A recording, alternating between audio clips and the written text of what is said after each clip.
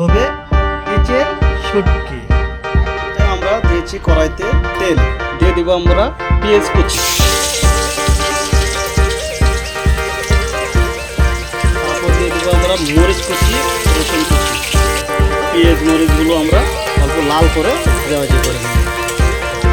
এখানে আমরা রেসিপি বানানোর জন্য কিছু ব্লেন্ডারে পেস্ট করে নিয়েছি। এখানে দেওয়া হয়েছে আদা বাটা, মরিচ বাটা, রসুন বাটা, শুকনো লঙ্কা বাটা।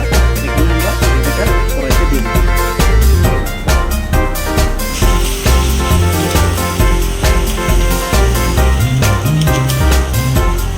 স্বাদ মতো লবণ দিয়ে দেবো, স্বাদ মতো হলদি দিয়ে দেবো, স্বাদ মতো দিয়ে দেবো মরিচের গুঁড়ো।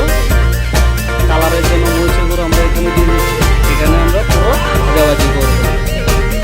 গ্রেভিটা আমরা যে পর্যন্ত পুরো না হবে সে পর্যন্ত আমরা ভাজাভাজি করতেই থাকবো।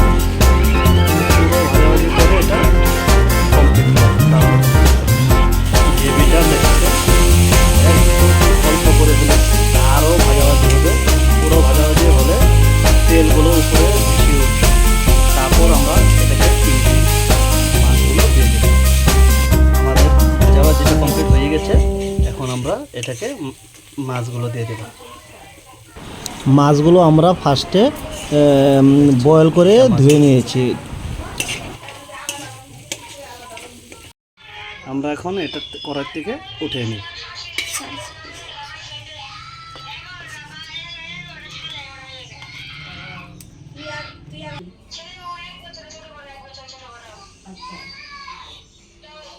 আমাদের ফাইনাল রেসিপি হয়ে গেল ইচের শুটকি।